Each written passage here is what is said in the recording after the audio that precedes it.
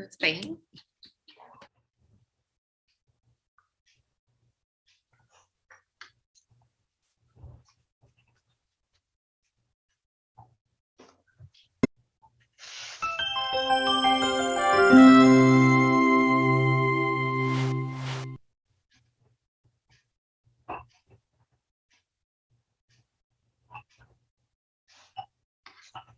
Vážení hostia, milí diváci, vítame vás v druhej časti. Ladies and gentlemen, welcome to the second part of our conference, the second section entitled Legislation and Institutions.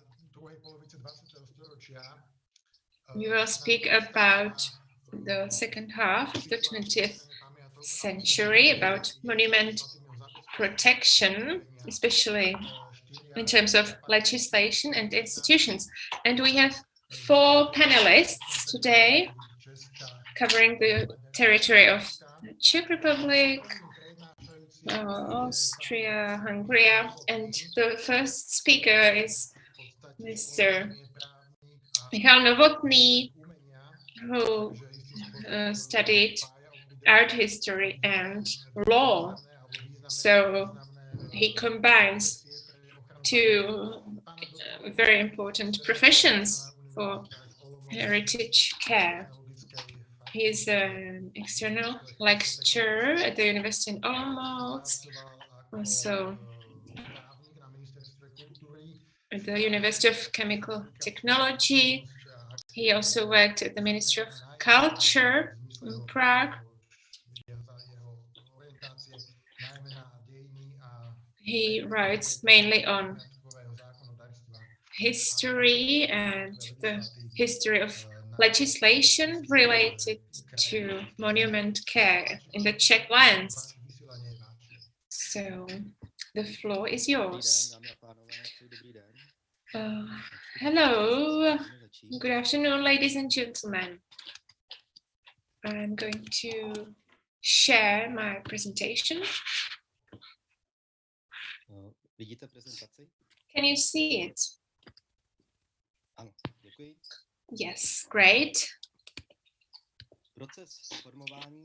So the process of forming and approving the State Heritage Care Act took place in Czechoslovakia in the 1970s and 1980s during the period of normalization and the subsequent reconstruction. The act was adopted in 1987, just before the end of Communist Party rule. The law has shown unexpected longevity, and with many amendments, it is still part of the Czech legal system. The subject of my paper is one of the stages of Czech heritage care legislation. I draw on a study on my own dissertation that dealt with the preparation of heritage laws in the Czech lands from the end of the 19th century up to the year 2002, which included the preparation of the Never Approved Monuments Act in the 1930s, the preparation of the first Czech Monuments Act in the 1950s, the current Monuments Act, and other legislative attempts after November 1989. Thanks to the considerable time span of the period under study and the relatively large number of archival documents preserved, I was able to trace the continuity of the treatment of the idea of cultural heritage protection in the environment of state administration. Other themes would also offer themselves for closer examination, such as the changing formulation of the concept of heritage or cultural heritage, the precarious position of the expert heritage institution in the system of state administration, or the role of state expert commissions in legislative processes. In this paper, I will present the process of approving the Act on State Heritage Care with special attention to how the topics of bureaucratization of monument protection, centralization of the formation of the Monument Fund, and categorization of monuments were dealt with. It's obvious that these themes are immanent to the protection of cultural heritage, but it is tempting to focus on them during the formative period of State Heritage Care Act, because two narratives of the creation of the act meet here. On the one hand, the tendencies towards bureaucratization, categorization, and centralization were interpreted negatively by preservationists of the time as a tool for limiting the expertise of heritage care and reducing the heritage stock. On the other hand, the emphasis on centralization, categorization, and the increase in administration was officially interpreted as a legitimate way of proactively addressing the systemic deficiencies in the protection of cultural heritage, as it was intended, according to the drafters of the law, to enable a positive and effective way of managing and controlling a significant part of the tangible cultural heritage, then in state ownership. Why did the need arise in the Czech lands to replace the Cultural Monuments Act of 1958 with a completely new Monuments Act? The first clear critical opinions of the expert public on the poor state of cultural heritage called rather for an amendment of the existing system. For example, the memorandum on the present state of monument conservation in the Czechoslovak Socialist Republic, published in 1968, which criticized the existing system of monument conservation, referred to the current law as one of the most progressive and respected standards of monument conservation in the world. That's a quote. The criticism of the preservationists, visible as a result of the easing of social conditions in the late 1960s, pointed to the inability of the district national committees to fulfill the executive power entrusted to them in the administration of monuments. Those activities were essentially substituted by the emerging regional centers of state monument preservation and nature conservation. Therefore, in 1969, the lawyer František Plachý from the State Institute of Monument Protection, one of the co-authors of the law on cultural monuments, proposed, referring to the rationality of administration, to remove the decision-making on professional issues of monument protection from the competence of the national committees. Zdislav Buříval, the director of the Prague Center for State Monument Protection, in turn proposed the establishment of a centrally controlled two-tier system of preservation authorities. However, with the onset of normalization, open criticism disappeared. The culprit of the process whereby monuments were turning into ruins is now not the incompetence of national committees or the lack of state funding, but rather the lack of interest of the administrators of the buildings, and cases of vandalism are accentuated. Instead of organizational changes, the focus is the categorization of monuments and the attempt to ensure comprehensive control of the monument stock by the Ministry of Culture, represented primarily by the centralized declaration of things as cultural monuments. This is to be achieved not by a mere amendment of the existing system, but systematically through new legislation. The need for a completely new monument law was demanded by a government resolution adopted in 1973 under number 25, entitled Concept of Further Development of State Monument Care in Czechoslovakia, together with the Principles of Categorization of Cultural Monuments. The impetus for the drafting of these documents was probably the report of the Supreme Audit Office from 1968, which noted the poor condition of monuments. The concept and principles emphasized the need to categorize cultural monuments in order to allocate limited financial resources efficiently. Consistent categorization was to be a tool for planning repairs and monitoring the condition of cultural heritage. The categorization should also take into account aspects other than the heritage value of the building, like political and technical condition. Heritage management was asked to meet the requirement of adaptation to modern social needs. According to the requirement of the concept of further development, Milan Klusák, the newly appointed Minister of Culture of Czechoslovak Socialist Republic, submitted a draft of the principles of the new Monuments Act. In July 1974, selected officials at the ministry were able to get acquainted with the draft. However, we know that shortly before that, the draft had been commented on by František Ziegler, a lawyer in the ministry's legislative department, who, as a ministerial official, had commented on several draft laws on cultural monuments since 1953. He and Helena Hanšová from the Monuments Department were involved in the drafting of the future law until its approval in 1987. The principles for the forthcoming law developed the concept of further development and the principles of categorization and contained the approximate structure of the future law. I quote, "The comprehensive care of cultural monuments was to be provided in a planned and differentiated manner in accordance with the categorization of cultural monuments. The development of monument care was to be in accordance with economic possibilities. Already presently was one of the unshakable principles that things would be centrally declared cultural monuments by the Ministry of Culture. This principle constituted a major departure from the existing law. Hitherto, heritage properties were cultural monuments ex lege by law and were entered on the state lists of cultural monuments only for registration reasons, based on the decisions of the education commissions of the district national committees.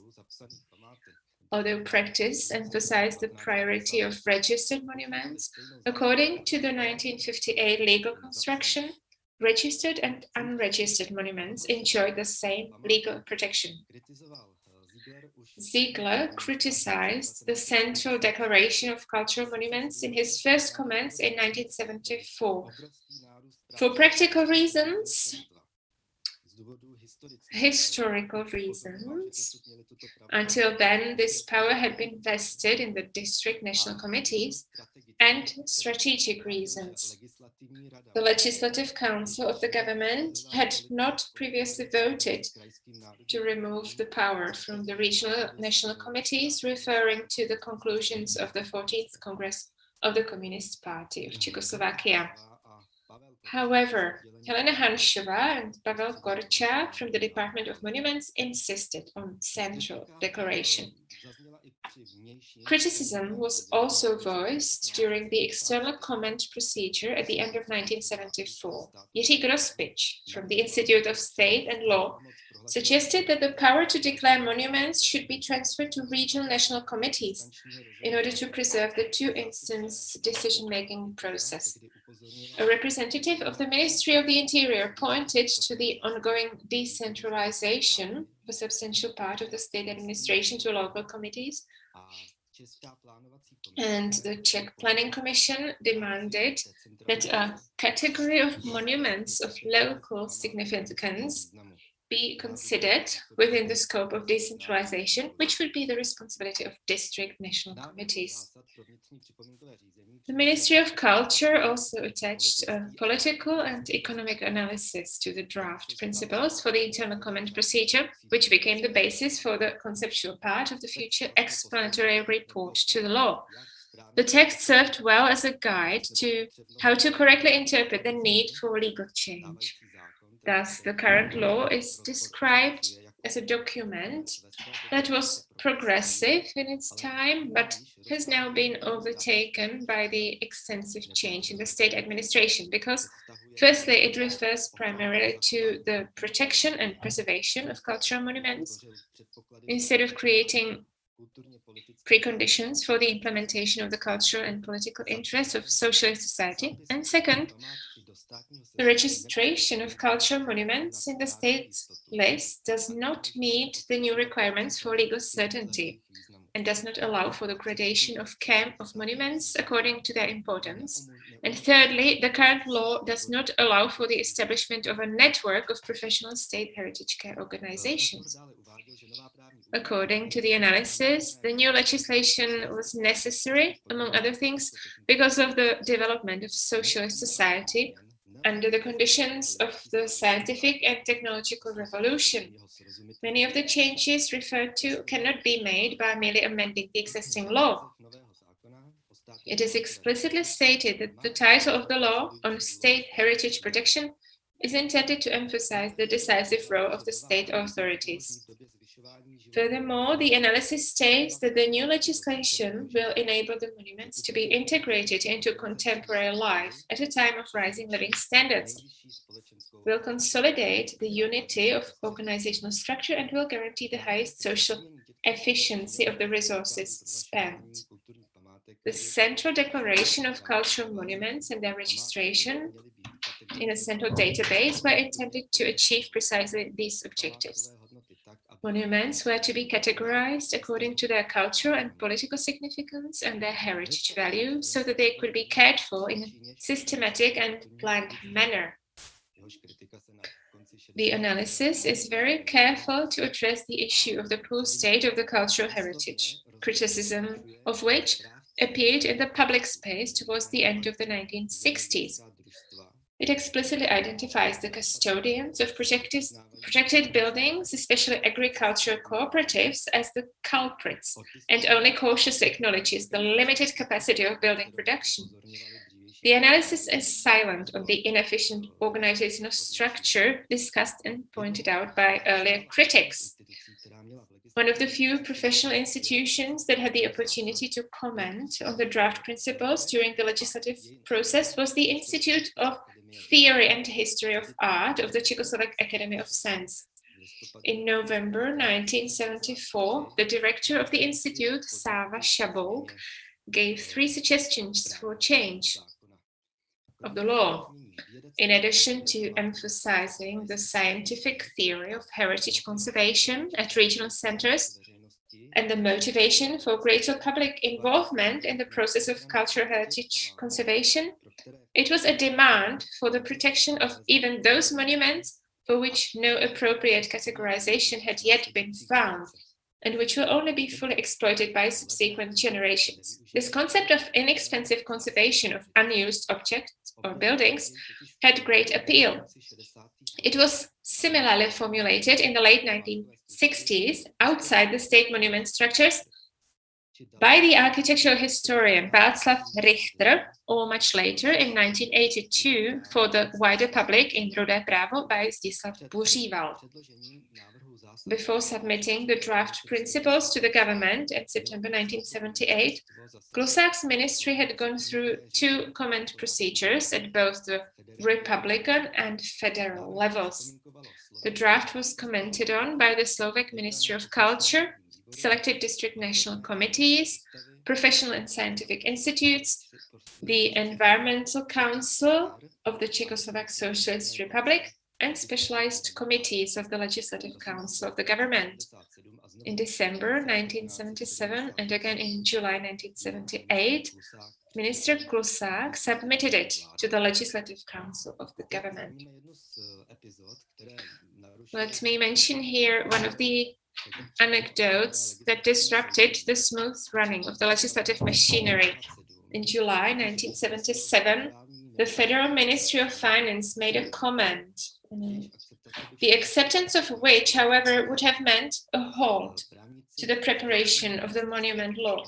The lawyers of the Federal Ministry refused to allow the obligations of the managers of cultural monuments in the national property to be set by a mere Republican regulation. They demanded the form of a federal law. However, this was not consistent with a separate national concept, allowing for parallel Czech and Slovak legislation, albeit more or less identical. Ziegler, on behalf of the Ministry of Culture, in addition to referring to the existing practice in Czechoslovakia and other socialist countries, argued for the principle of equal legal status of owners. It was not until an expert opinion by Jiří Čapek of the Faculty of Law of Charles University, which emphasized historical interpretation, that the Ministry of Finance withdrew the comment. I believe that this anecdote may be evidence of a clash between formalistic legal reasoning and an attempt to apply socialist legality in the law of the time, with reference to the principle of equality of property rights. In November 1978, the Czechoslovak government approved the draft principles of the law. The Ministry of Culture then submitted the draft law in paragraph form and circulated it for comments in January 1980. One of the first paragraphed versions, dated June 1980, already contained a definition of a cultural monument, which corresponded in content to the later approved text and included a consolidated definition of other basic concepts, including the conservation zone. Perhaps surprisingly, the only attempt to emphasize the urban aspect of conservation was not repeated in the later versions. Protection was also to be given to monuments of an intangible nature, expressing the historical character of a place or the relationship of spatial elements of the environment, such as local names or the composition of spatial elements of settlements and landscapes, particularly historic silhouettes and landmarks. In comments in December 1981, the Ministry of Culture was faced with further questioning of the effectiveness of the Central Declaration of Cultural Monuments. At this stage, Ziegler argued that central designation was effective, practical, and ideologically correct, since the stock of cultural monuments should comprehensively document Czechoslovakia's contribution to the world's cultural wealth. The proposed procedure would allow the Heritage Fund to be systematically evaluated, purposefully built up and corrected, so that through thoughtful control over the shape of the Heritage Fund, it would be possible to direct the outputs of long-term disciplinary forecasting and influence the scientific and technical development of the field. It's also necessary to ensure the maximum balance between the volume of cultural monuments and their natural decline. The Ministry of Culture, on the other hand, backed down at this stage on another crucial issue that was part of the original concept of the new law, and that is the categorization of monuments, which was no longer to be regulated by legislation. The statutory categorization of cultural monuments was to be the criterion for differentiating the obligations of owners and managers of monuments. The ministry, referring to the comment of the Czechoslovak Academy of Sciences, admitted that categorization was not a legal institute, but was to be an internal matter of the state monument care departments. Between 1982 and 1983, a number of changes in the legal order took place, and so the draft was subject to further comments by the central authorities. In particular, the provisions on the restoration of cultural monuments were the subject of complex negotiations with the State Commission for Scientific and Technological Development, which wanted to simplify the restoration process as much as possible. For this reason, too, the draft law was not adopted by the government until October 1984.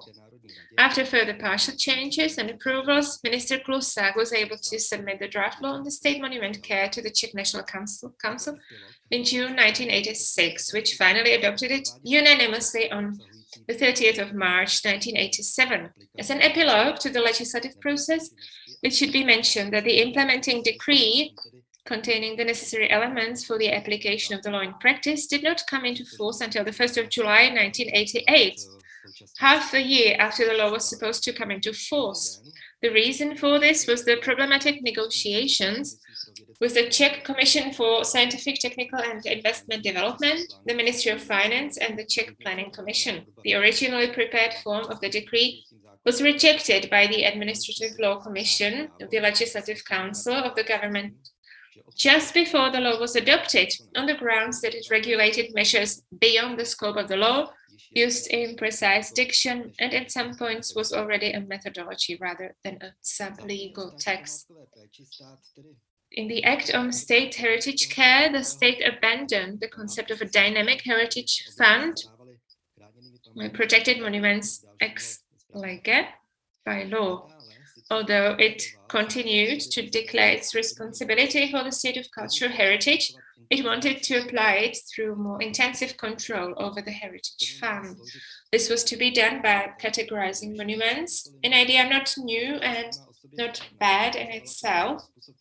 It determined the way in which a limited amount of funds were allocated, although the possibility was offered that in a centrally planned economy, even monuments in the last category could be taken care of by the state in accordance with the principle of good housekeeping through cheap conservation.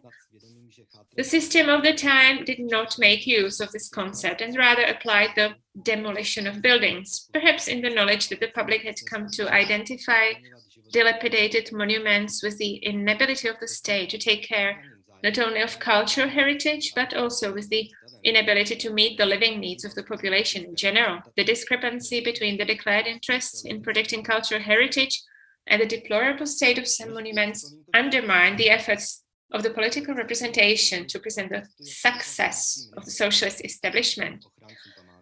The many points of comment in the legislative procedure contrast with the closedness of the ministry towards the preservationists themselves. Neither the State Institute of Monuments Protection and Nature Conservation nor the regional centers of the State Monument Protection had the status of a commenting point.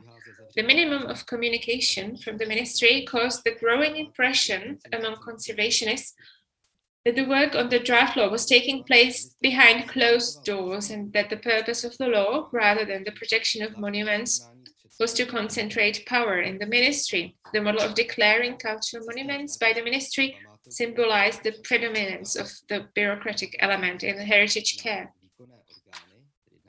However, the system of state heritage protection remained divided into executive bodies, national committees, and a heritage institute with regional centers. Thus, the concept of an institutionalized duality of professional and official components continued to act as a source of permanent tension in the state conservation system. Indeed, this tension was manifested immediately after November 1989 in the attempt to establish a heritage office, a professional institution with decision-making powers. Thank you for your attention. I would like to thank Dr. Novotný for his very thorough overview of the genesis of the Czech preservation legislation. Let's now pass the floor to the next speaker. Let me introduce our next guest in this section, Mr. Jiří Varhaník, who is active in research of the monuments preservation in the second half of the 20th century. He has been long active with the monuments inspection of the Ministry of Culture, and he is also a member of the committee of the Association for Historical Survey of Buildings.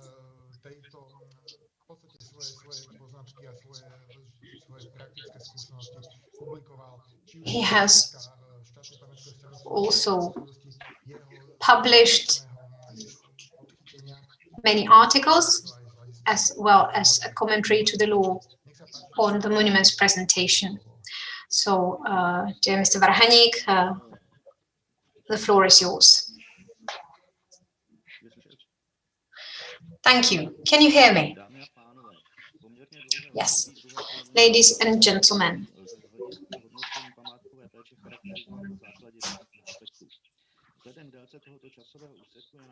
a relatively long period of the second half of the 20th century can be described from the point of view of the evaluation of heritage protection on the basis of various aspects. Given the length of this period, it is appropriate to view it as several periods whose main features differ from each other. The landmarks that delimit these periods are, above all, the fundamental changes in the legal regulation of this issue. The adoption of the relevant legislation may thus prove to be decisive milestones. At the beginning of the period under review, the issue of monument protection was not yet regulated by a special law. The only generally binding regulation dealing with the protection of at least a specific part of cultural heritage was the only government decree number 274 from 41 on archaeological monuments. Other regulations in force at the time, such as Act number 137 from 1946 on National Cultural Commissions or Government Decree number 112 from 1951 on the reorganization of state heritage protection, did not contain provisions that clearly set out the obligation of the owners of monuments and did not contain the necessary powers for the competent authorities to ensure heritage protection. Certain considerations for artistic and historical monuments were laid down in Government Decree number 93 from 1950 on the construction of municipalities. However, monuments were not defined in any way and their official registration was not ensured. However, the most remarkable was certainly Decree number 103.262 from 1950 of the Office of the Prime Minister on the Declaration on Conservation Reserves to ensure the preservation of the most valuable historic cores of towns in both Czechlands and Slovakia. Although this step was not comparable to the other two, which consisted in the adoption of both monument laws, it was a very significant achievement unprecedented up to that time. However, the generously conceived plan was only partially successful and the status of these reserves was not incorporated into the new legislation. After nearly 30 years, this law was replaced by Act number 20 from 1987 on state monument care, which after numerous amendments, is still in force today. However, the practice of heritage protection has been determined by a number of diverse circumstances which allow the periodization of the period under review to be perceived differently. The Act on Cultural Monument devoted only minimal space to ensuring the interests of state monuments protection in planning and construction procedures. Its very brief Section 6 entitled Protection of Monuments in Construction Management stated in its paragraph 1 that in spatial planning care must be taken to ensure that monuments and their setting are preserved. In the details, the regulation on land planning shall apply. Paragraph 2 stated that the approval of project affecting a monument or its setting shall be governed by the regulations on the documentation of buildings and alterations. The commentary to this provision is similarly brief. The relevant provisions of the building regulations dealt with this issue. Act number 84 from 1958 on land planning stipulated in its section 13 that a planning decision shall be issued by the competent authorities after prior consultation with all public authorities whose interests are affected by the decision. In addition, section 15 regulated the cooperation of the other authorities, scientific institutions and institutes. By contrast, Act on Building Regulations contained a special provision in section 26 which stipulated where proceedings and decisions under this act concern building monuments or their setting, the building authority shall decide or take action only with the consent of the competent authority of the State Preservation Authority. The consent may be subject to the fulfillment of conditions corresponding to the regulation on state conservation. A later act, number 50 from 1976 on land planning and building code in section 37, article 3, provided that the building authority in the planning procedure would secure the opinions of the state administration bodies concerned, and according to section 66, paragraph 1, the building authority was to ensure compliance with the requirements set by state administration bodies concerned in the building permit. It was not until 1988 that the Act on State Monument Protection introduced more detailed provisions regulating the safeguarding of the interest of monuments protection in proceedings conducted by other state administration bodies by means of binding opinions pursuant to Article 11 and 14. Issuance of binding opinions under Section 14 for the restoration of cultural monuments or for construction, alteration or maintenance work on a property that was not a cultural monument but was situated in a conservation reserve, preservation zone or protection zone of an immovable cultural monument, immovable national cultural monument, conservation reserve, or preservation zone in the form of administrative decisions was possible only after prior written opinion of the expert organization of State Preservation Authority, that is, the State Institute for Preservation and Protection of Nature, or regional centers of state of preservation and protection of nature. Section 14 of the Act obliged planning authorities and building authorities to make decisions in accordance with the binding opinions of the relevant state preservation authorities. The link between the building regulations and the new Monument Act thus became really thorough, but it had only a negligible effect on everyday practice for the next few years. It was generally accepted that instead of the competent state conservation authorities, that means regional and district national committees, the state preservation organization expressed themselves in planning and construction proceedings without any legal authorization. This was done, of course, with the knowledge of these national committees, while the regional national committees were the founders of the regional centers of state preservation, of state monuments preservation and nature protection, and must therefore have been aware of such a procedure. The reasons for this situation are not entirely clear. One of these reasons may have been the fact that Article 1, Paragraph 3 of the Decree number 116 from 1957 on the registration of cultural monuments provided that the state lists were to be maintained by the Education and Culture Department of the Regional National Committee Council, which could delegate the performance of this agenda, with the exception of decisions on registration, to a directly subordinate organization. Perhaps it was the impermissibly expensive interpretation of this provision that caused a number of unlawful practices that persisted until the early 1990s, consisting in the established practice whereby almost all the exercise of state administration in the field of state monuments was carried out without proper authorization by monument care organizations. From the distance of several generations, such a practice seems completely incomprehensible. In its consequences, it led, among other things, to the fact that all zoning decisions and building permits, as well as other less frequent decisions of building authorities issued without the consent or with a later consent, the binding opinion of the competent preservation authority were defective and could therefore easily be revoked for this reason.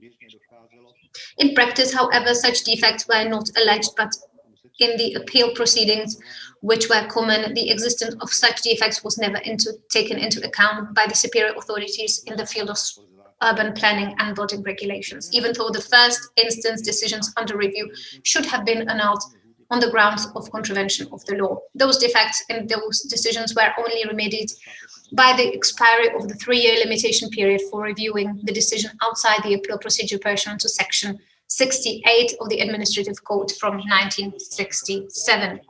Even the adoption of the State Heritage Protection Act in 1987 did not represent any change in this respect. The activities of the Ministry of Culture in connection with putting the new legislation into practice were only minimal. A central list of cultural monuments of the Czech Republic pursuant to Section 7 of the Act had not been established by the date of its entry into force, nor had the Heritage Inspectorate been set up as a specialized control body of the ministry in the field of state monuments care within the meaning of Section 26 of the Act.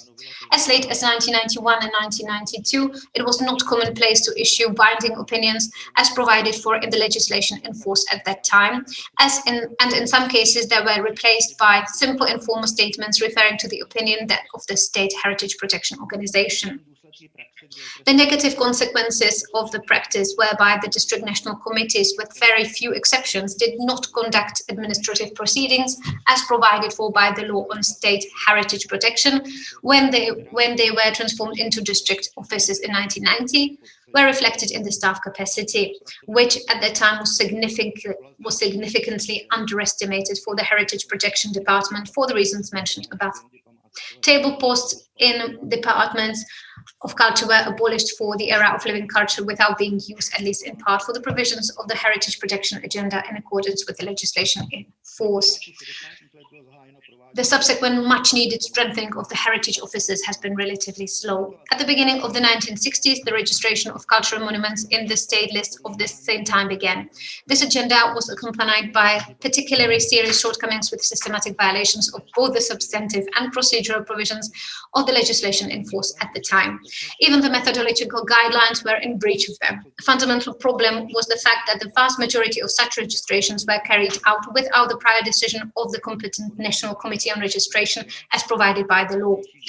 That means without a legal basis. The general update of the state list of immovable cultural monuments carried out in the 1980s without complying with the relevant provisions of the law on cultural monuments suffered from similar shortcomings.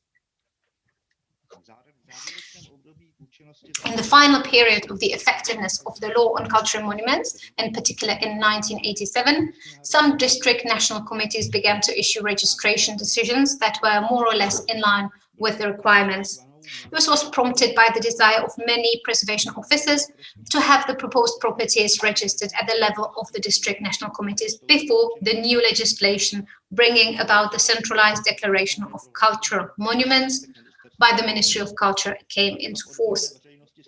This has understandably raised legitimate concerns in the professional community about the stricter application of political criteria and the known inflexibility of the central government's approach. It was precisely as a result of this procedure that a significant number of registration decisions were issued only at the very end of 1987, while the actual registrations were not made until after 1st January 1988. This problem illustrates that the issue of the former state list of cultural monuments may still be relevant several decades later. Very recent judgments of the Supreme Administrative Court have ruled that late entries in the state list are invalid acts.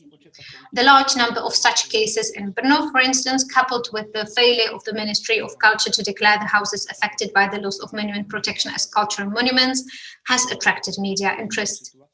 The attempt to resolve the situation by declaring conservation zones, which has met with resistance from local authorities, has reached a stalemate, and some houses that have lost their conservation or preservation status are now being demolished. The matter is, however, relatively easy to solve by a partial amendment of the transitional provisions of Section 42 of the Act on State Historic Preservation.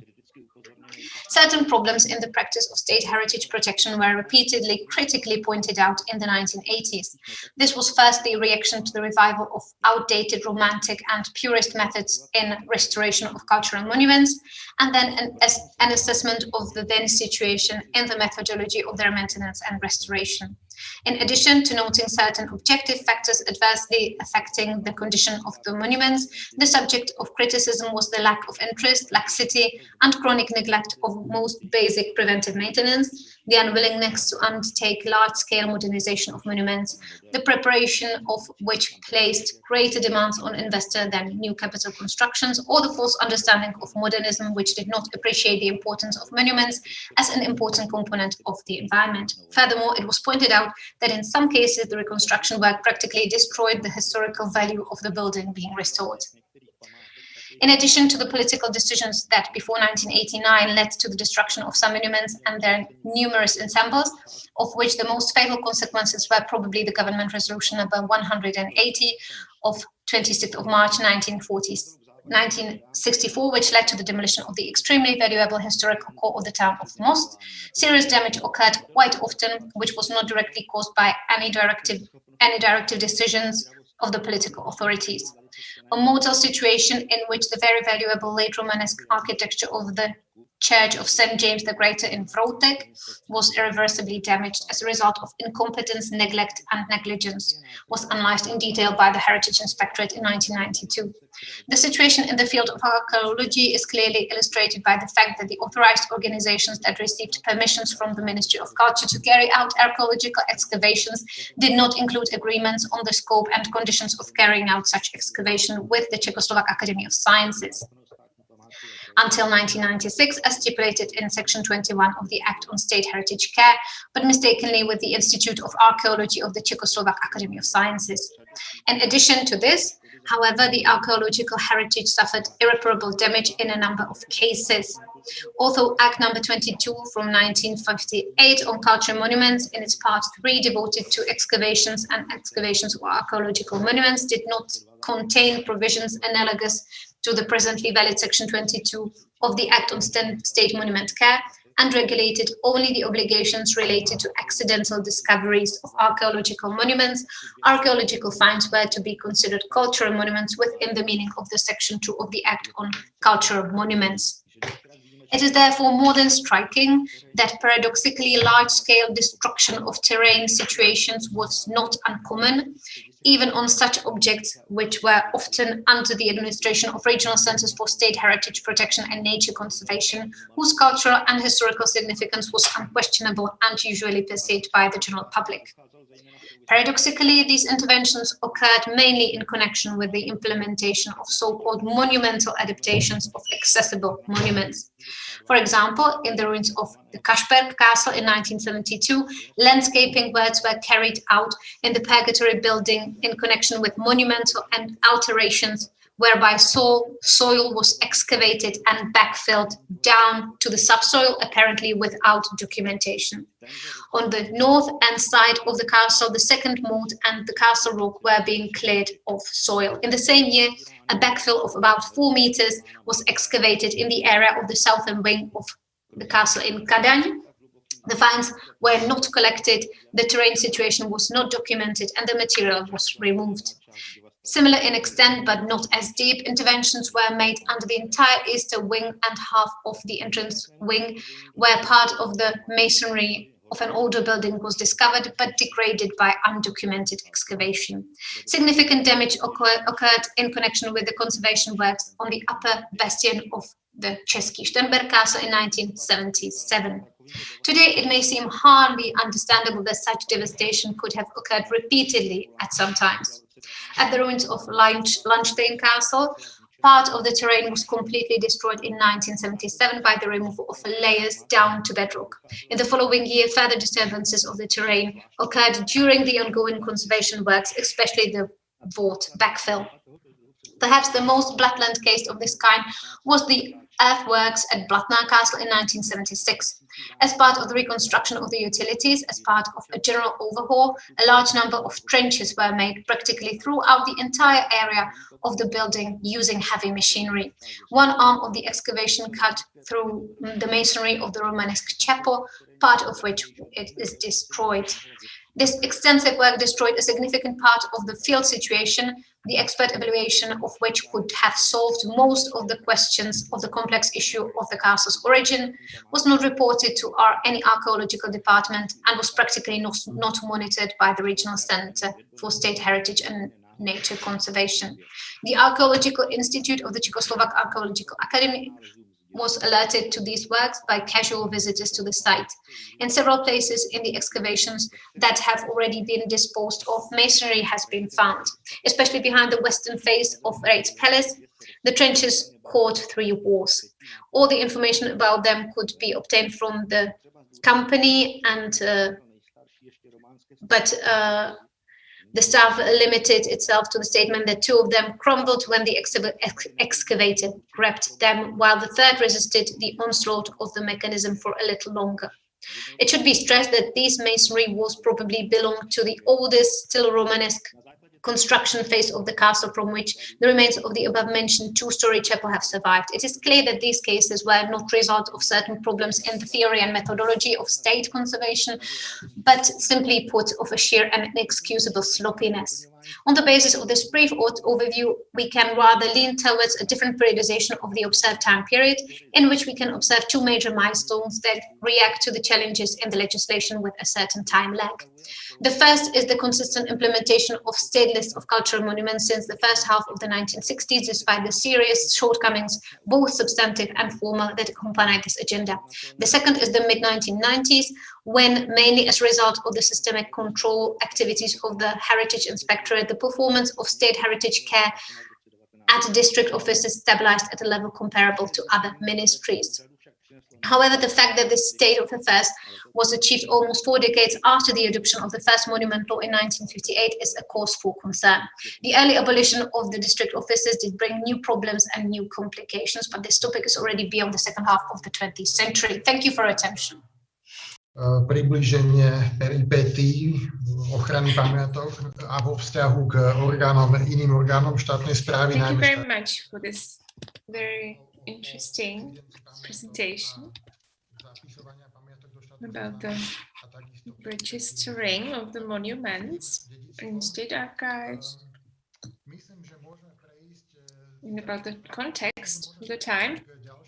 Now let's move on to the next point of our section, which is the presentation from our Hungarian colleague, Dr. Lővei,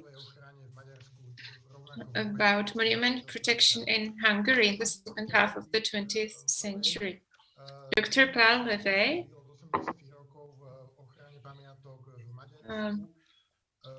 has been active in the field of protection of historic monuments since the 1970s.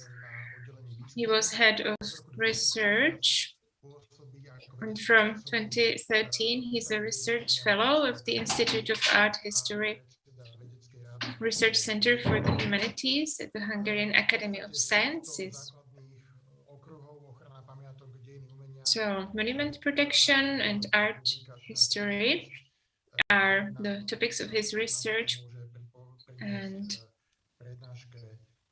we will now listen to his presentation. Over to you, Mr. Lővei.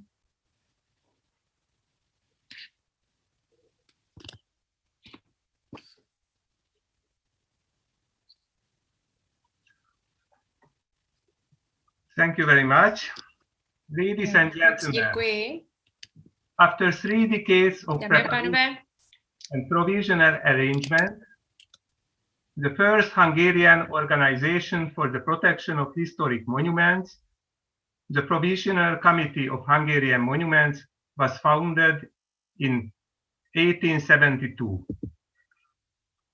Structurally, it was modeled on German and Austrian forerunners, with a system of unpaid operative and non-operative, partly professional, partly only outsider members.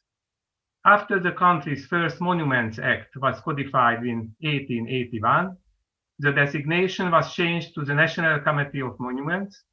Also, there was no significant alteration to its form or structure until 1934, when it was made a governmental department keeping the same name. According to the Act, the protection of a site or object was stated by ministerial decree. Monuments protected in this way were to be maintained and restored by the state. It's no wonder that for the fear of the great financial burden, there were only 48 protected monuments by 1948-49, when the National Committee was dissolved. This means that also the registration of historic monuments in Hungary began as early as 1872. The real listing of them by experts had to wait until the beginning of the 1950s. A new decree on museums and monuments, promulgated in 1949, extended to movable and immovable monuments, public and private collections of national interest, museum artifacts, and protected territories. A second Monuments Act was not passed until 1997. The entire socialist period came and went without strong legal support for monument protection. A new authority, the National Center for Museums and Historic Monuments, was formed. The few employees for monument protection trained during the pre- and post-war periods of the National Committee tried, with little success, to prevent the senseless destruction of monuments from the 18th and 19th centuries, first and foremost in Budapest, which were sometimes demolished under the pretext of rubble clearage. They often had to confront direct political interventions. This was the period of Stalinism at its strictest. The first modern single-volume topographical summary of the country's monuments was published in 1951, but only after the intervention of scholars in prominent academic positions, because according to high-ranking party officials, too many religious buildings were included. At the same time, this was the most successful decade for the topography of Hungarian monuments. Monument conservation was the responsibility of the Minister for Cultural Affairs and Education until 1952, when it was transferred to the portfolio for building affairs, in parallel with the dissolution of the National Center. The organization responsible for monuments was deprived of its independence, as year by year it was shifted around to become part of different institutions. The tiny organization, with its national scope, never disappeared, and its necessity was never called into question. The only thing was that it never found its proper place. Nevertheless, this period resulted in some significant findings. During rubble clearance in the Buda Castle district, the remains of many hitherto hidden medieval buildings were discovered. This led in parallel to work on the royal castle of Buda, undergoing systematic archaeological, architectural, and historical research. In the 1930s, the possibility of protecting urban complexes as a whole never occurred to anyone, but from the 1950s onwards, the new approach of monument protection at the settlement scale began to take root, particularly in the city of Sopron. The collections, the archives of plans, drawings, and documentation, the photo library and the library that had been accumulating since 1872 remained intact, and even in this period, the library continued to expand with some foreign, even Western periodicals. The independent monument protection body, the National Inspectorate for Historic Monuments, was established in spring 1957, barely a few months after the Revolution of October-November 1956. It was not a child of the revolution. Work on the new organizational framework had obviously already begun, and the Ministry for Building Affairs, which had oversight of the new institution, had surely dealt with plans for putting things in order throughout 1955. The quick establishment of the National Inspectorate, however, was thanks to the art historian Dezső Dercsényi, who grasped the situation clearly and took advantage of the political hesitation. This heralded in 2 decades of substantial progress in monument protection, with particular regard to renovations and reconstructions. The official directors of the institution, appointed by the Communist Party, came and went, but for the next 2 decades, Dercsényi, the deputy director, was essentially the decision maker in all practical and theoretical questions. Joining the experts coming from the former National Committee, like Dercsényi himself, the staff was enlarged with numerous younger recruits. The scientific department, led by the art historian Géza Enc, was responsible for research, cataloging monuments, and managing and developing the collections, but also for the restoration of murals, altars, and stone monuments. The Department for Architectural Planning was headed by the architect László Gerő, by that time the chief designer of the fortifications around and the medieval remains beneath the royal palace, ruined in the Second World War. Gerő was also the founding editor-in-chief of the periodical Műemlékvédelem, Monument Protection, first published in 1957, and the only publication of Hungarian monument protection that still exists. The department's task was planning restoration works, financed totally or partly by the state, together with inspecting their execution. The Building Restoration Division organized and coordinated on-site restoration projects. It operated 7 regional centers for the management of constructions covering the whole country. Their specially trained staff had the necessary knowledge of ancient technologies forgotten in the new age of industrial building methods. A spectacular system of different kinds of publications was also implemented. A monument yearbook was issued every 2 or 3 years, while series of books on historic cities and major monuments were published in large print runs. In 1971, the institution acquired its own independent headquarters, a newly renovated listed building in the Buda Castle district. One of the objectives of the new organization was to solve the problem of restoring the large and important ruins of castles and monasteries, which required state support.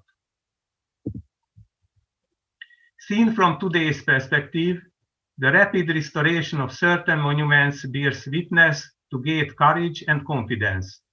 Some extraordinary personal and organizational opportunities aided the successful implementation of such programs as the research and conservation of the ruined churches and monasteries in the Balaton uplands.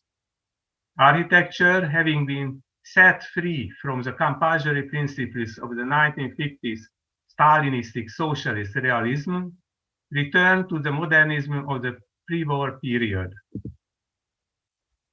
The works were characterized not only by several spectacular restorations, but also by archaeological excavations, together with the general acceptance of Bauforschung, building fabric investigations.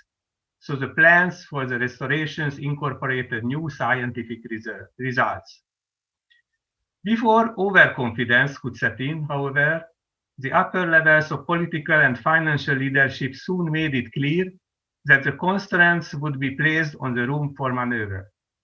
According to a governmental decision of 1959, a long-term plan for monument protection was to be devised based on precise knowledge of the whole architectural heritage. The fieldwork quickly took a turn for the worse, as a strict order was given that aimed to reduce the number of protected monuments by 25–30%. The number of monuments on the list in 1960 was not achieved again until 1996, and a significant proportion of these buildings delisted after 1960 were later destroyed without being properly documented. It's also worth mentioning that apart from the spectacular and successful restorations, far less attention was devoted to maintaining or preserving the full stock of monuments. The new organization, as well as the new type of Hungarian monument protection it represented, was blessed with good fortune, which is especially relevant in the light of the sharp contradictions that marked the entire period. The directors of the institution, invariably political appointees, tried to apply pressure on their staff, which was tolerated with bitterness or with a dose of humor, but this could be counterbalanced with the successful interventions of the professional leadership and with the recruitment of deserving colleagues and young experts at the start of their careers. Political support was facilitated by the fact that the professional achievements of monument protection could be turned into cultural and political capital, not least in the eyes of foreigners who held such matters in high regard. Hungarian experts participated in drafting the Charter of Venice, 1964, and in the founding of the International Council of Monuments and Sites, ICOMOS, 1965. The centenary of the foundation of the first Hungarian organization for monument protection was celebrated with the Third General Assembly and Congress of the ICOMOS being held in Budapest in 1972. Its success augmented the credibility of János Kádár's regime among Western nations. The National Inspectorate was therefore able to make the most of the consolidation efforts of the Kádár regime. Hundreds of monument restorations were carried out thanks to this, and many monuments, village churches, and folk homes would not be standing today were it not for the work undertaken then. The application of modern principles in accordance with the spirit of the Venice Charter resulted in numerous monument restorations that can today be regarded as classic examples of the practice. These are now not only parts of the history of monument protection, but in their restored state, they are themselves monuments that deserve to be protected. By these restorations complied with a unified theoretical concept, they also gave architects the freedom to apply their own vision and decide on the use of materials, and even today they radiate a kind of self-confidence in the positive sense and an earnest commitment to the protection of monuments. Over time, however, and in parallel with the search for a new direction in international architecture, the faith previously placed in modern architecture and its preferred materials, especially concrete, waned among architects working outside monument protection, and to a lesser extent among the general public as well. Scientific partners, meanwhile, began to criticize the excessiveness of many interventions, their irreversibility, and the use of materials that turned out to be less than satisfactory in terms of both conservation and aesthetics. The classical period of the organization of monument protection embodied by the National Inspectorate lasted until the second half of the 1970s. The turnaround was marked by a number of personnel changes as a result of a general internal putsch initiated by the Communist Party or party members, active and still able leading members of the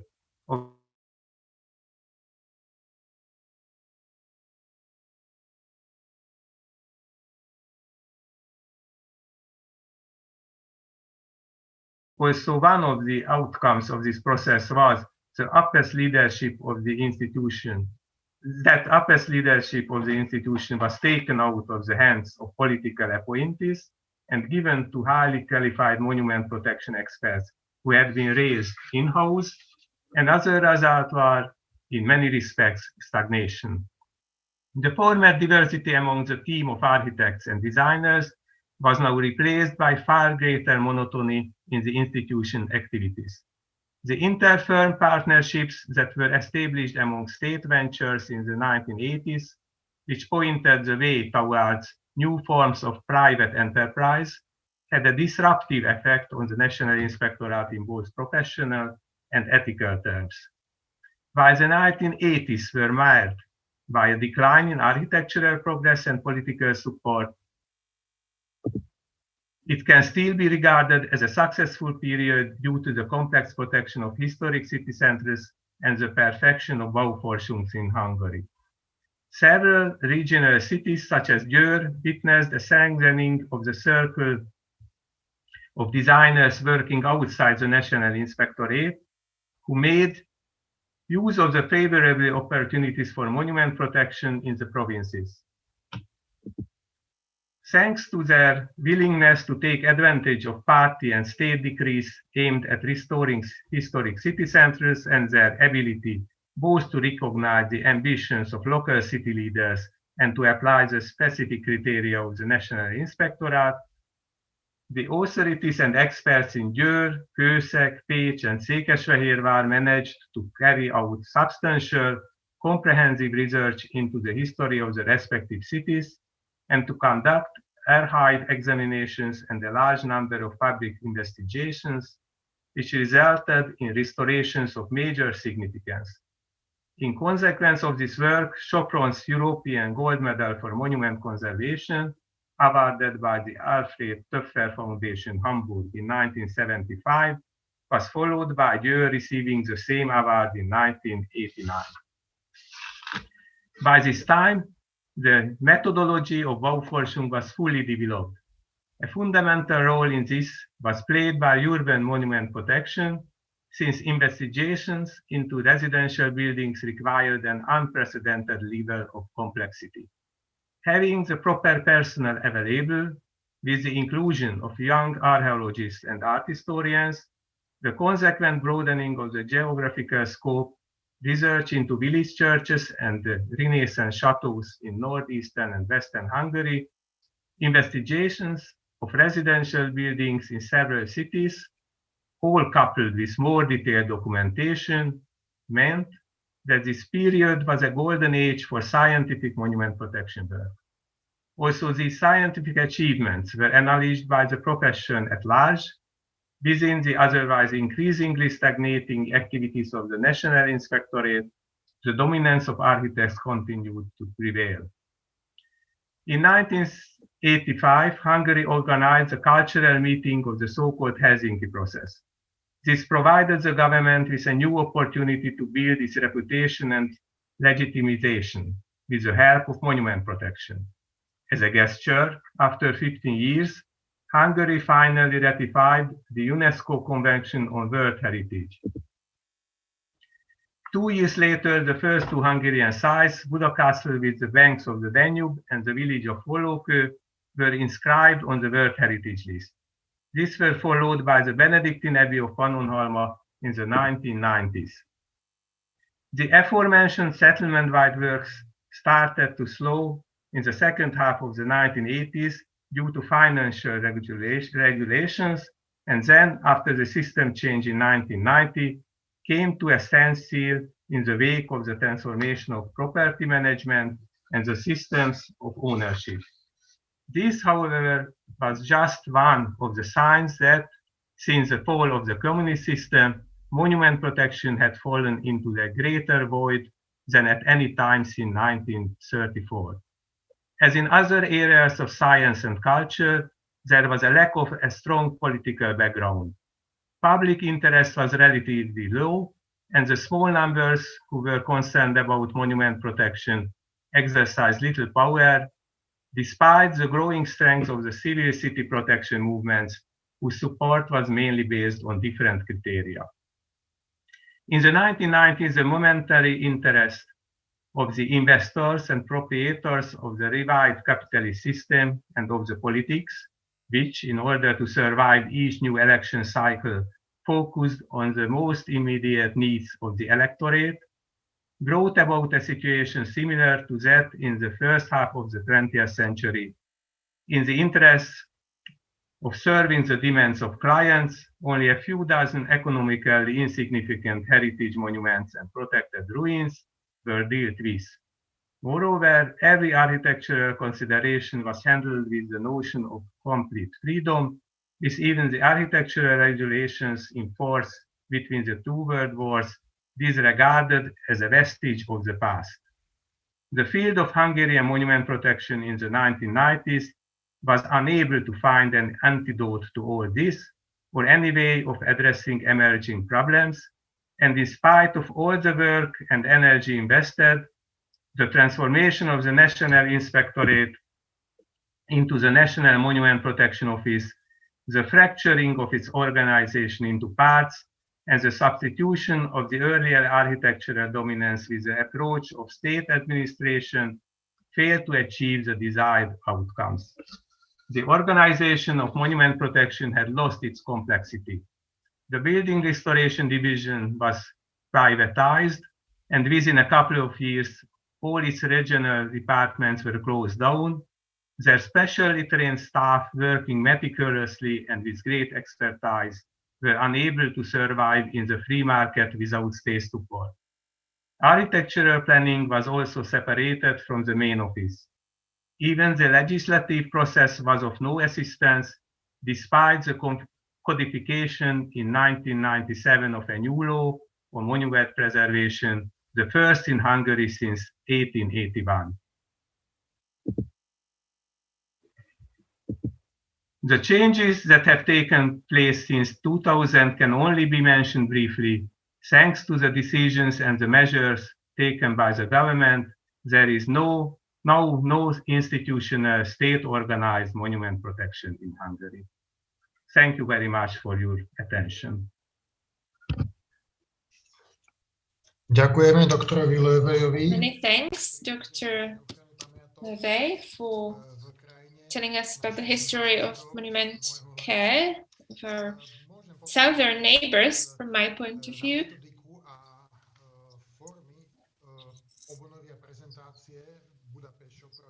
The methodologies,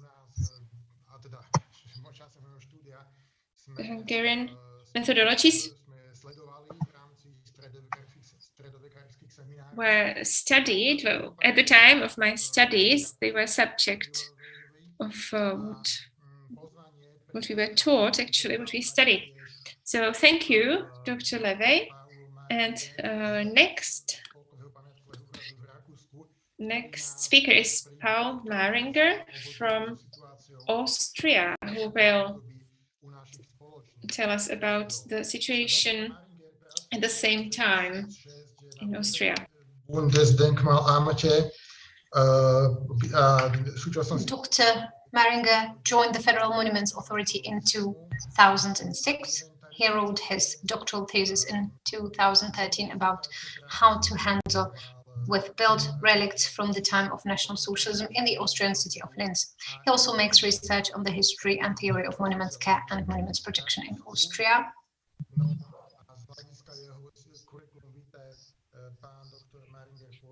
And Dr. Mahringer is also in the publishing one of expert magazines. So, Dr. Mahringer, you have the floor.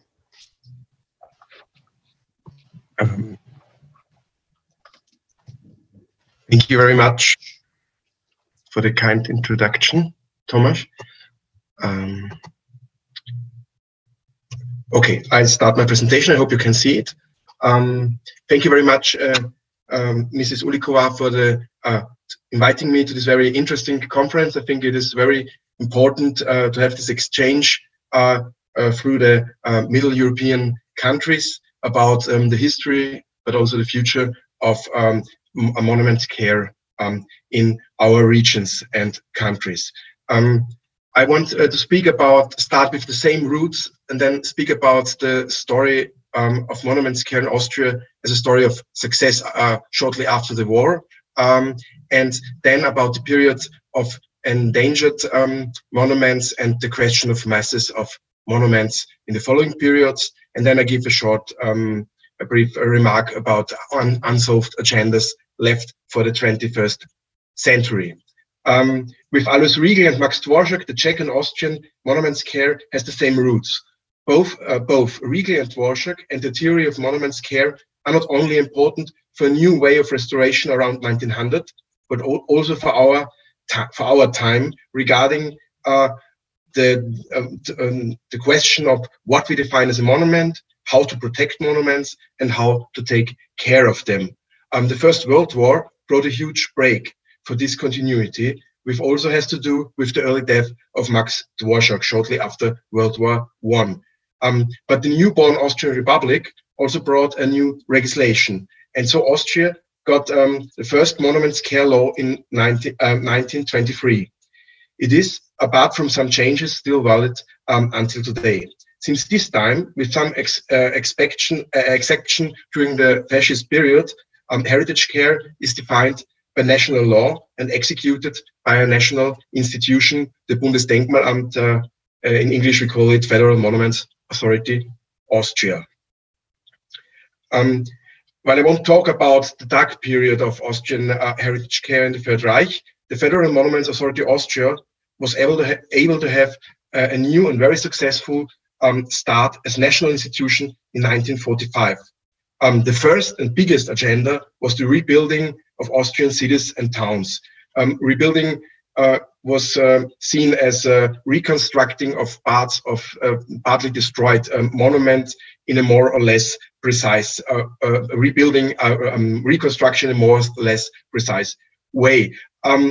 After World War II, Austria as a nation was able to officially declare itself as the first victim of the Third Reich.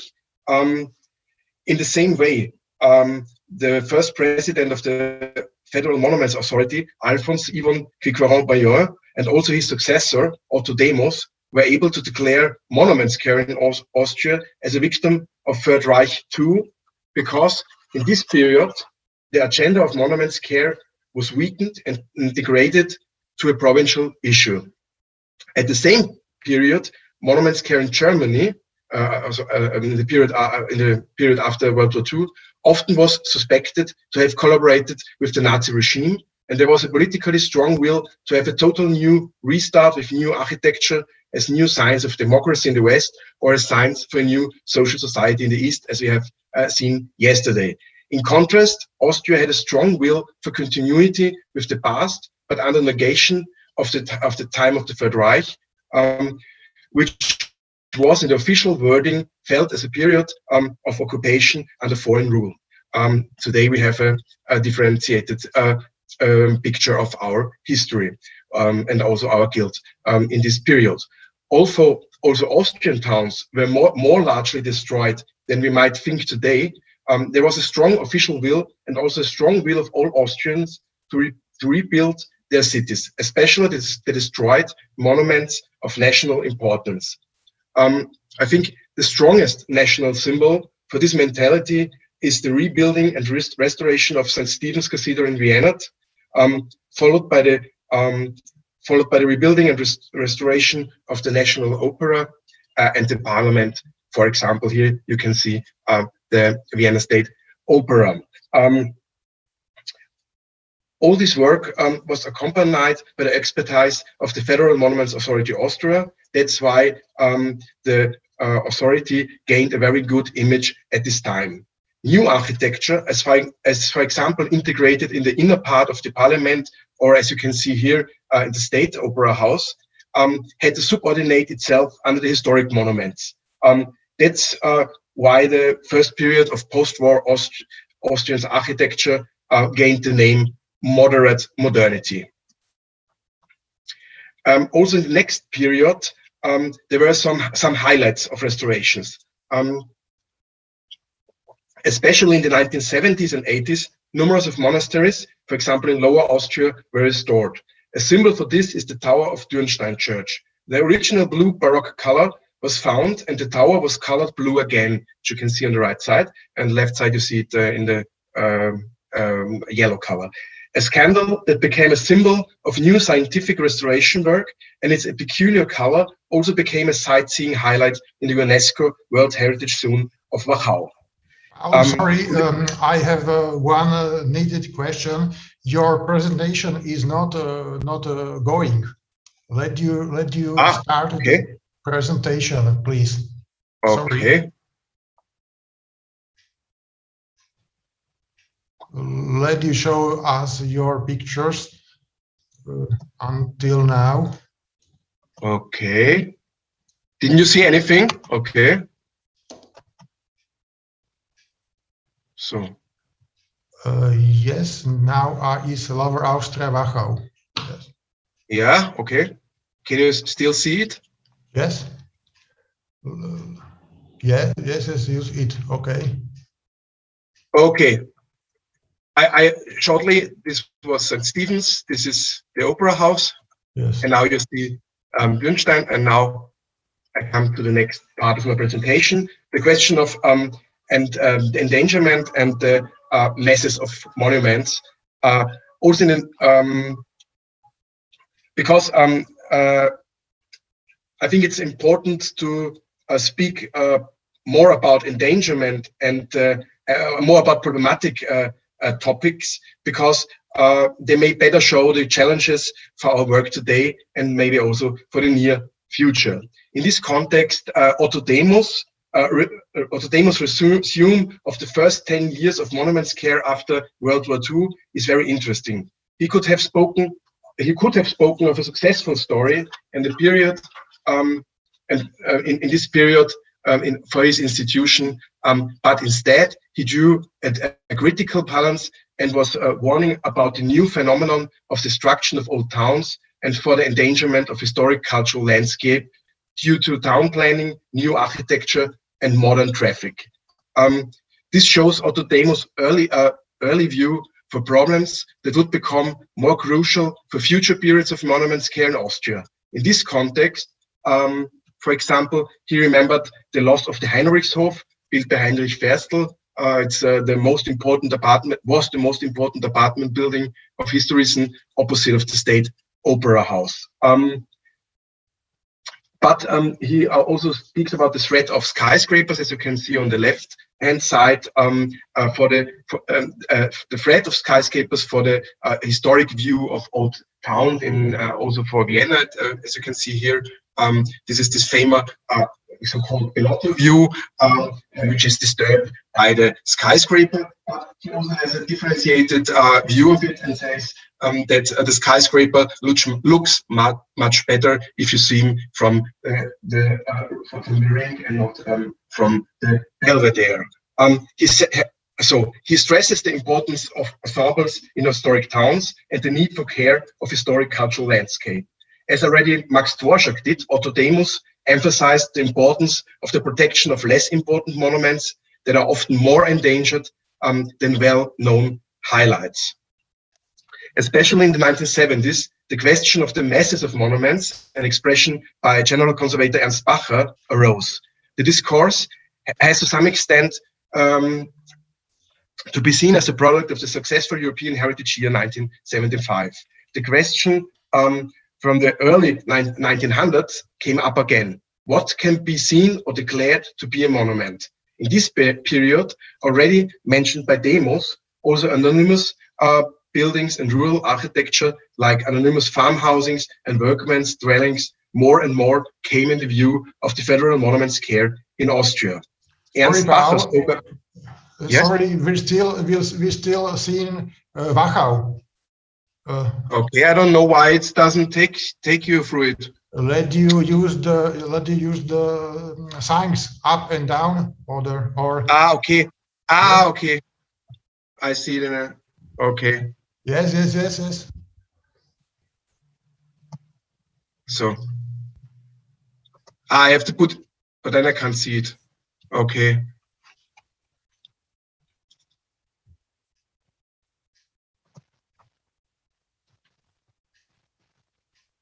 Sorry,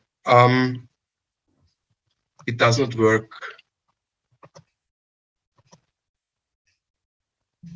Because then I can't see it again. Okay. Let's use the signs up, down. Yes, but now it moves for me also. Okay. Now you see Ernst Bacher. Yes, Bacher. Okay. Yes. Okay. Sorry for that.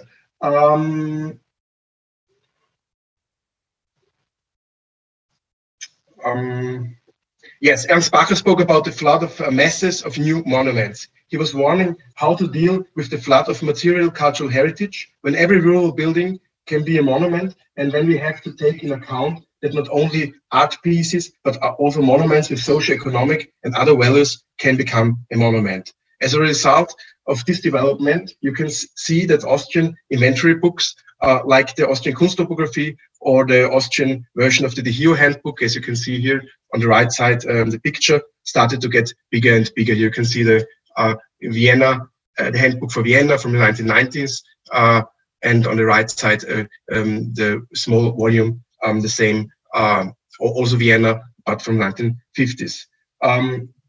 Beside the growing inventory books, also the question of what to protect as a monument was of increasing importance. As a result of the European Heritage Year 1975, some Austrian provinces started to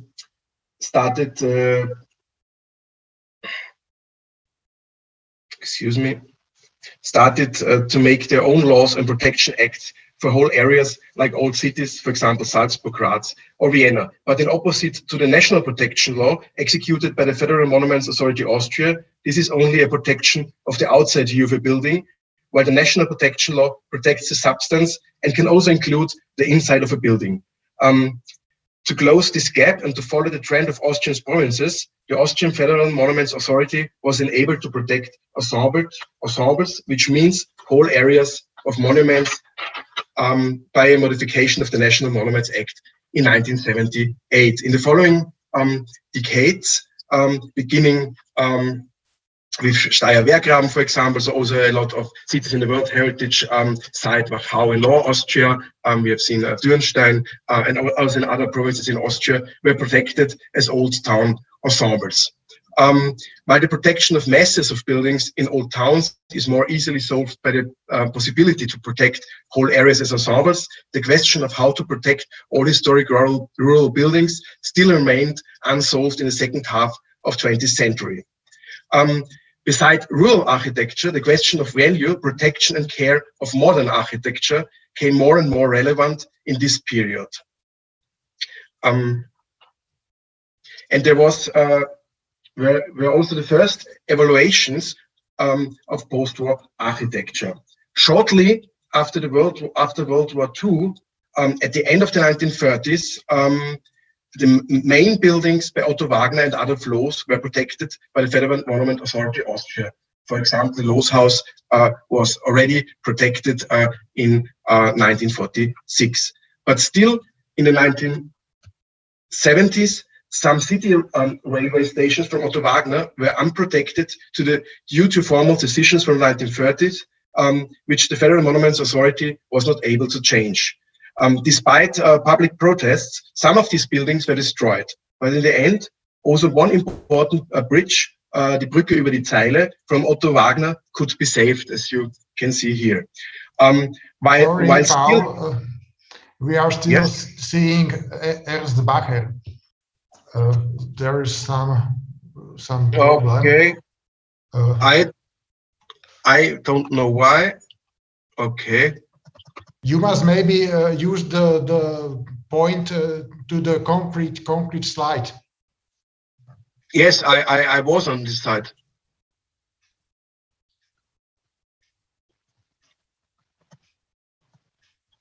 Directly use the concrete number of slide for presentation. Yes, but it says that I'm in the presentation, so I don't know. I think I can't solve it now.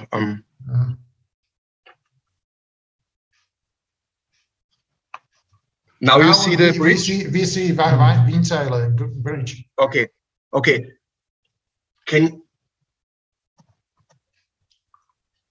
Okay, I can only give slide by slide, otherwise I think it won't function.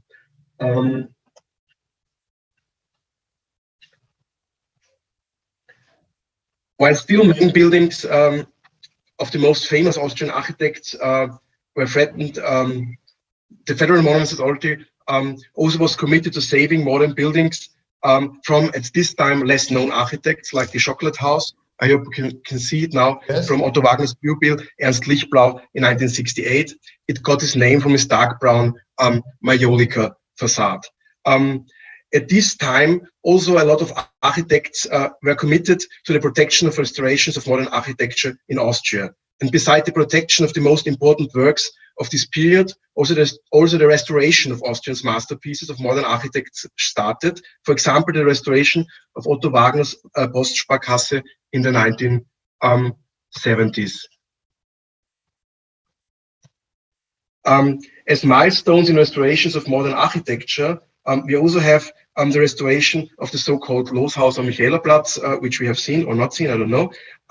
Beside the restoration of these masterpieces, the question of the restoration of the since equally famous Wiener Gemeindebauten, the Vienna social housings from the interwar period, arose in the 1980s.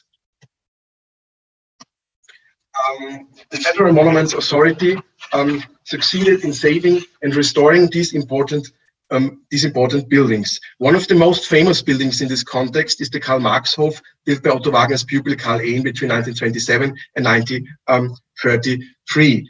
And concerning post-war architecture, Hans Holland's famous candle shop, designed in 1964 and 65, was protected already in the 1980s, but this would remain an exception because the majority of buildings of post-war architecture were not protected until the beginning of the 21st century. This leads me to the end of my presentation.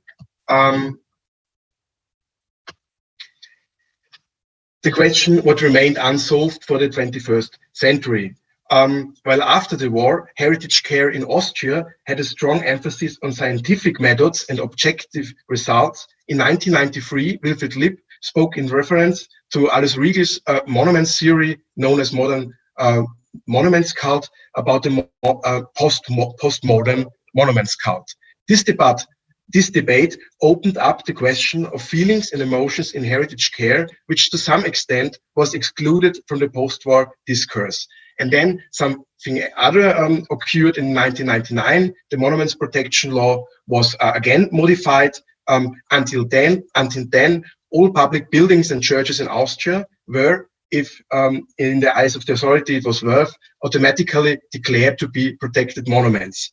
That meant that until 2010, all these buildings that were to remain under protection had to be listed. This led to a broad inventory and digitalization project for all protected and potential monuments in the beginning of the 21st century. Around 2000, there was again a huge fight for the protection of old towns, especially the inner city of Vienna, because additional stories were being built on many historic buildings. Professor Notkavietzel spoke about the eroded city in this context. And at the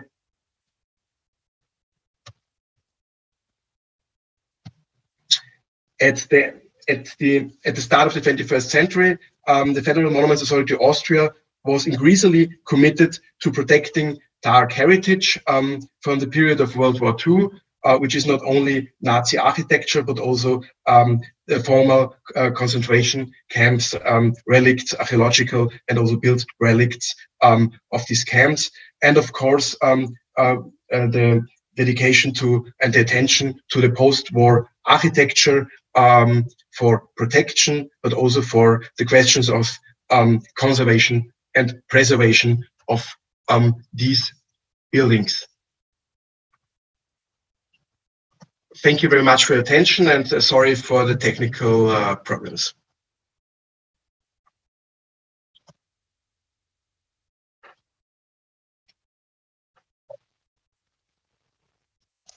Thank you very much, Paolo. It's not a problem. Sorry. Ďakujeme teda kolegovi Mahringerovi za Thank you, Dr. Mahringer, for your contribution on the preservation situation in Austria in the second half of the 20th century up until now. That means that we are at the end of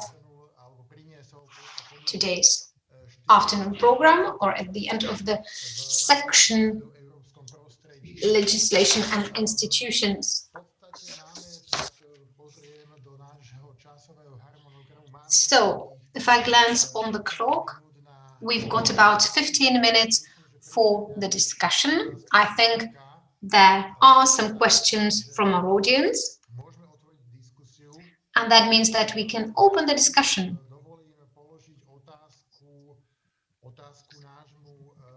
And I have a question for our Hungarian colleague, Dr. Lővei, which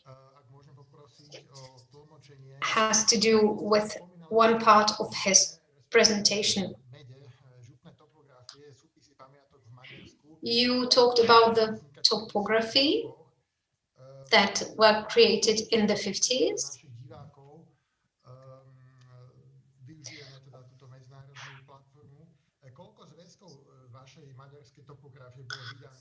And my question is, how many volumes of the topography were published? Which territory was covered by them? And another question, what was your starting point from the point of view of methodology and theory? So these are the questions. Which models did you use from the European environment? Thank you. Yes, the topography work started already in the pre-war period, so in the 30s. And the first volume was published in before the Second World War. It was about the collections and the museums of the town of Esztergom.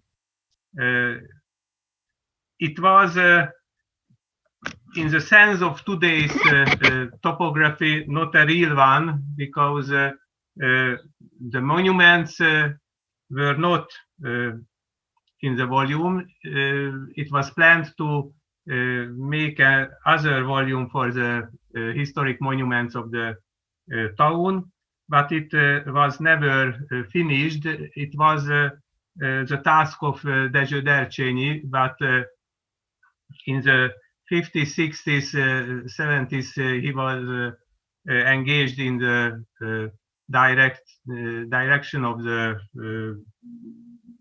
Monument Institute, and he had no time to finish the work. In the 50s,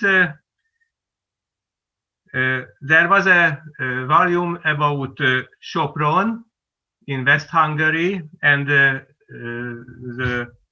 district around it. It was published in 2 editions, so there was a revised edition in 56. There was a volume on County Nógrád. It's in northern Hungary.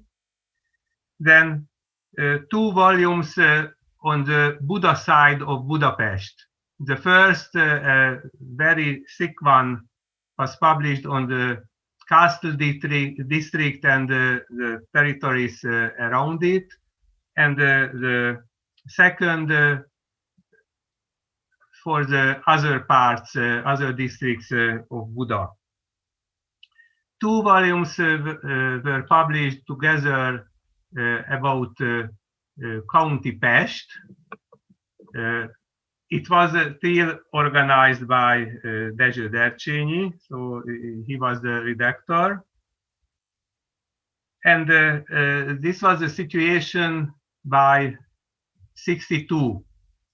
After it, there was a gap, and then County Heves in northeast Hungary was published in 3 volumes, and the last 2 volumes in the 80s already organized by Géza Enz covered the county of Szabolcs-Szatmár.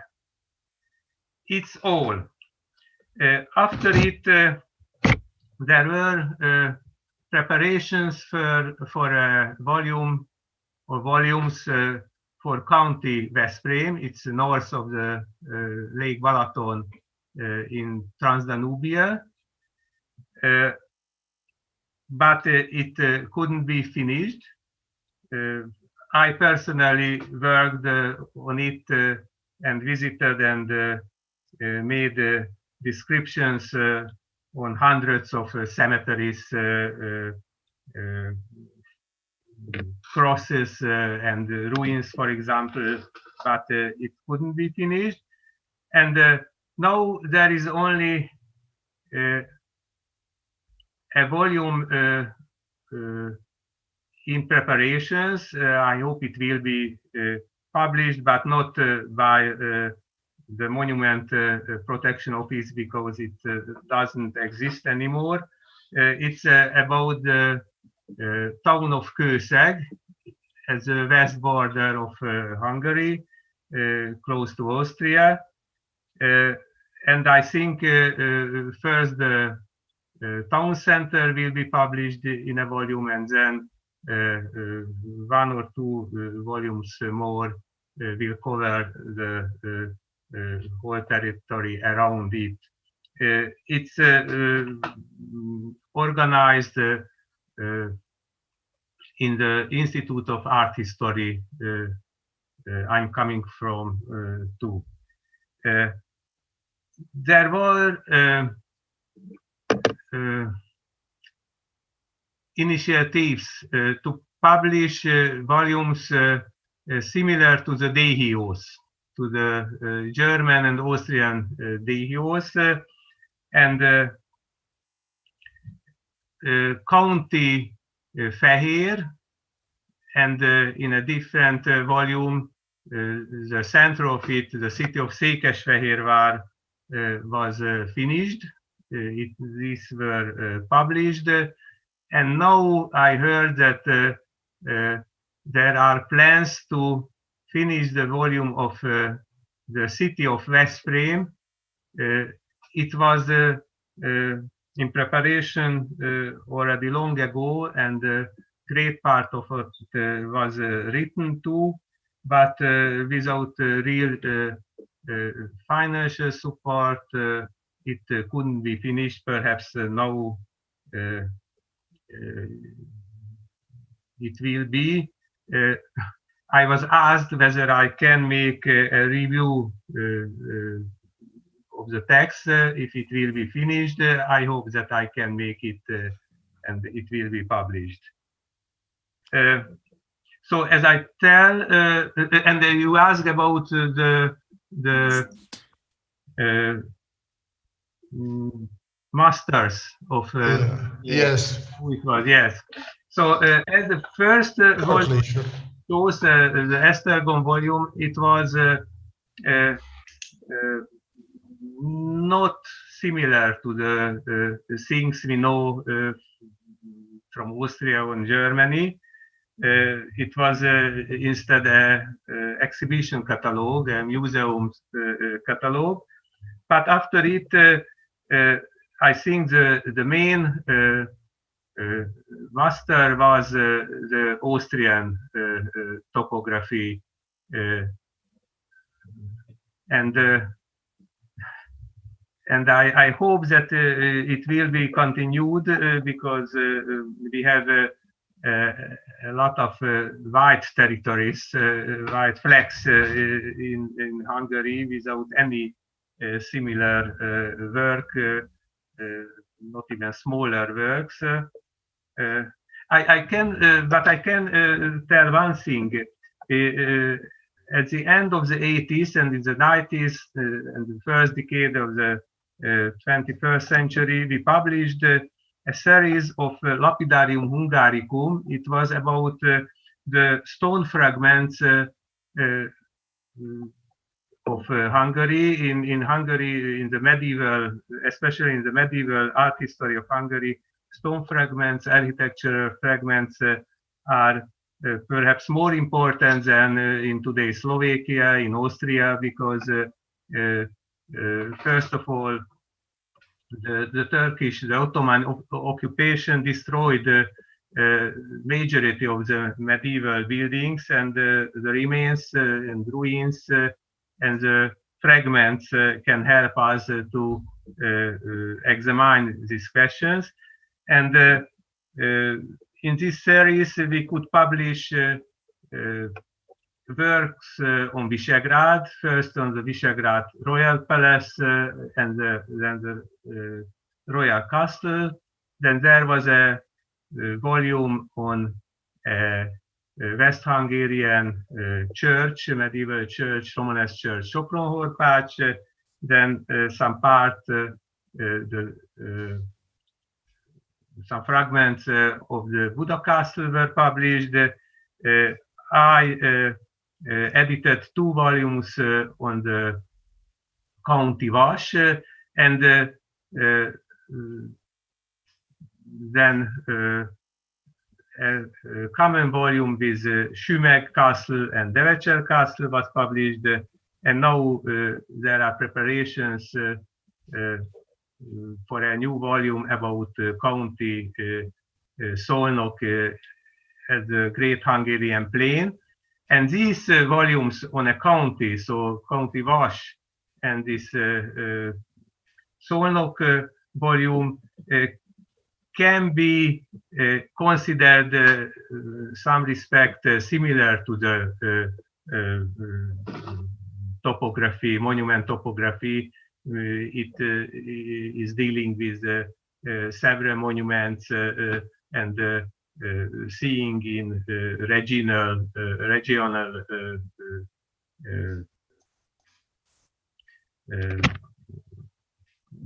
problems. So together, it can help to get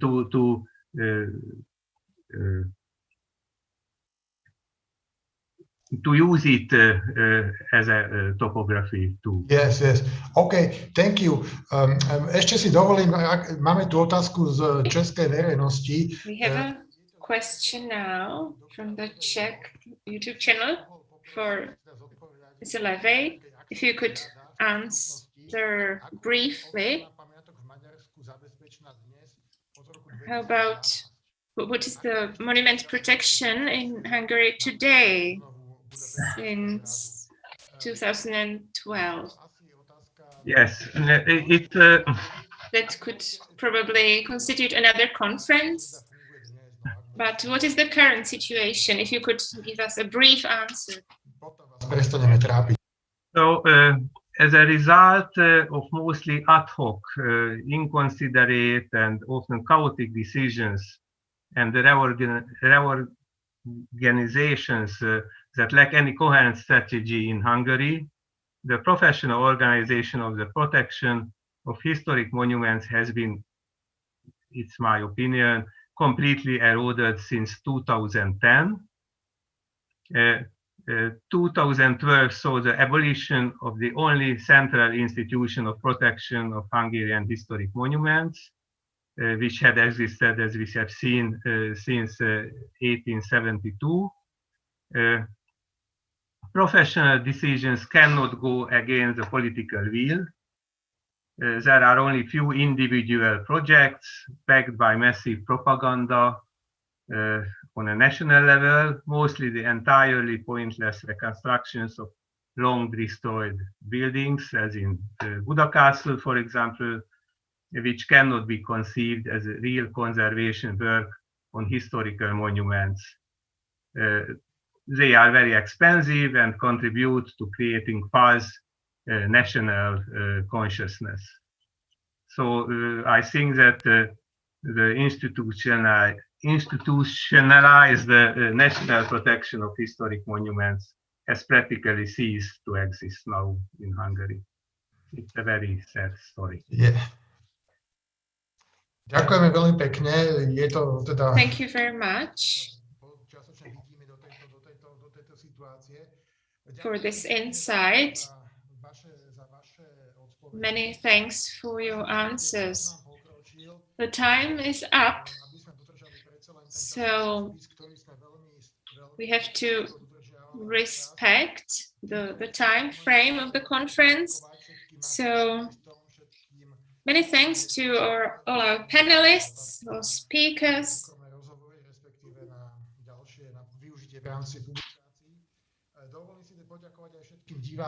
Many thanks to all the participants, our viewers on YouTube.